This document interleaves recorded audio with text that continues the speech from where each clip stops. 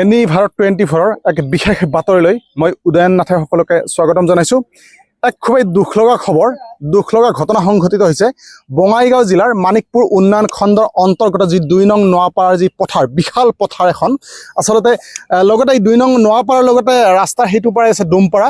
এই দুইখন গাঁৱৰ যি বিশাল পথাৰ আচলতে শ বিঘা আচলতে নহয় হাজাৰ বিঘা মাটি কৃষক ৰাইজে ইয়াত বহুত আগ্ৰহেৰে তেওঁলোকে আলু খেতি কৰিছিলে, ধেমচি খেতি কৰিছিলে, মাকৈ খেতি কৰিছিলে। কিন্তু যি আবতৰীয়া বৰষুণ আহিলে আচলতে বানপানী সদৃশ এক পৰিৱেশৰ সৃষ্টি হ'ল, ফলত শ বিঘা মাটিৰ আলু আচলতে পানীৰ তলত ডুব গৈছে।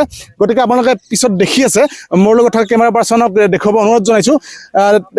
ইয়াত যদি আপোনালোকে লক্ষ্য কৰে যে আচলতে কৃষক ৰাইজে আচলতে তুলিবৰ ঠিক প্ৰপাৰ সময় হোৱা নাছিলে, উপযুক্ত সময় হোৱা নাছিলে, কিন্তু তেওঁলোকে এই আলুসমূহ তুলিবলৈ বাধ্য হৈছে। ইয়াত আচলতে শ বিঘা মাটিৰ যি পথাৰ, ইয়াত শ বিঘা মাটিৰ আলু খেতি নষ্ট হৈছে আৰু এক আচলতে খুব অবৰ্ণনীয় পৰিস্থিতিৰ সৃষ্টি হৈছে। কাৰণ ইয়াত আচলতে খুব কৃষিজীৱী মানুহসকলে কৃষি কৰি ইয়াত বেছিভাগে জীয়াই থাকে, কিন্তু কৃষিজীৱী মানুহে তেওঁলোকে আবতৰতে এই আলুসমূহ তুলিবলৈ বাধ্য হৈছে। ইয়াত শ বিঘা মাটিৰ আলু খেতি নষ্ট হৈছে। আচলতে খুব অবৰ্ণনীয় পৰিস্থিতি এই ঘটনা সংঘটিত হৈছে বঙাইগাঁও জিলাৰ মানিকপুৰ উন্নয়ন খণ্ডৰ অন্তৰ্গত যি 2 নং নোয়াপাৰাৰ এখন বিশাল পথাৰ ইয়াত।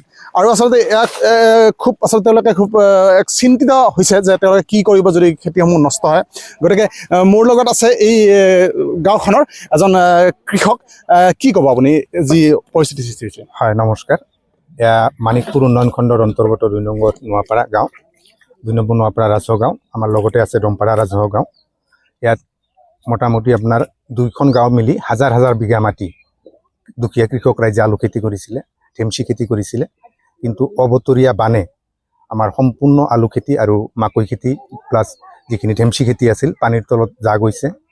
কৃষক ৰাইজৰ অৱস্থা পানীত হাঁহ নচৰা অৱস্থা হৈছে। সেয়েহে মই আমাৰ মানিকপুৰ উন্নয়ন খণ্ডৰ খণ্ড উন্নয়ন বিষয়া, আমাৰ বঙাইগাঁও জিলাৰ কৃষি উন্নয়ন বিষয়া তথা বিভাগীয় মন্ত্ৰী লগতে অসমৰ মাননীয় মুখ্যমন্ত্ৰী মহোদয়ক অনুৰোধ জনাইছোঁ যাতে এই দুখীয়া নিচলা মানুহখিনিৰ ফালে চাই যিকোনো ক্ষতিপূৰণৰ ব্যৱস্থা যদি কৰিব পৰা যায়, নহ'লে এই মানুহখিনি অৱস্থা একেবাৰে বেয়া হ'ব। ইয়াৰ এটা মানে ক্ষতিপূৰণৰ এটা ব্যৱস্থা কৰিবলৈ মই বিভাগীয় মন্ত্ৰী তথা মুখ্যমন্ত্ৰী মহোদয়ক অনুৰোধ জনাইছোঁ। আচলতে আপুনি দেখিলে আপোনালোকে যে ইয়াত আচলতে স্থানীয় কৃষক এজন, তেখেতেও আচলতে শ বিঘা মাটিৰ খেতিৰ লগত জড়িত ইয়াত গাঁৱৰ মানুহখিনি। গতিকে তেখেতে আমাৰ চেনেলৰ যোগেদি খণ্ড উন্নয়ন বিষয়া লগতে জিলা কৃষি বিষয়া, বিভাগীয় মন্ত্ৰীৰ লগতে অসমৰ মুখ্যমন্ত্ৰীক অনুৰোধ জনাইছে যদি সম্ভৱ হয় তেওঁলোকক যদি চৰকাৰীভাৱে কিবা সাহায্য প্ৰদান কৰা হয় বা কিবা সহায় আগবঢ়ায়, নিশ্চয় তেওঁলোক উপকৃত হ'ব। আমাৰ লগত এই 2 নং নোয়াপাৰা গাঁৱৰে আন এজন কৃষক আছে। কি ক'ব যি পৰিস্থিতি সৃষ্টি হৈছে গাঁওখনত? নমস্কাৰ, মোৰ নাম নৰেন দাস, মই এজন কৃষক। এই পৰিস্থিতিৰ ওপৰত আমাৰ যি অৱস্থা, যি ক্ষতি হ'ল, ইয়াক আৰু কি ক'ম। ইয়াৰ মানে এতিয়া মানে ভাষাৰে কোৱা নাযায় যে কি অৱস্থা হৈছে। এই অৱস্থা এতিয়া নাই কোনো মানে পইচা পাতিৰ মানে যি অৱস্থা, এটা কি আৰু ক'ব লগা একো নাই। গতিকে মই অনুৰোধ জনাওঁ মানে বিভাগীয় কৰ্তৃপক্ষক যে তেওঁলোকে যেন আমাক কিবা এটা অলপ সহায়ৰ হাত আগবঢ়ায়, এইখিনি কৈয়ে। গতিকে আপোনালোকে গম পালে যে আচলতে এইখন গাঁৱৰ যিখিনি কৃষক তেওঁলোকে আচলতে ঠিক উপযুক্ত সময় নোহোৱা স্বত্বেও আলুখিনি তুলিবলৈ বাধ্য হৈছে।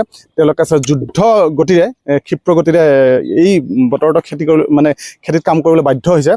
খুব এক অবৰ্ণনীয় পৰিস্থিতিৰ সৃষ্টি হৈছে আৰু তেওঁলোকে কাতৰভাৱে অনুৰোধ জনাইছে মানিকপুৰ উন্নয়ন খণ্ডৰ খণ্ড উন্নয়ন বিষয়া, জিলা কৃষি বিষয়া, বিভাগীয় মন্ত্ৰী অসমৰ লগতে অসমৰ মুখ্যমন্ত্ৰীক যদি কিবা সম্ভৱ হয় চৰকাৰী সাহায্য যদি তেওঁলোকক প্ৰদান কৰা হয়, নিশ্চয় তেওঁলোক উপকৃত হ'ব। ধন্যবাদ।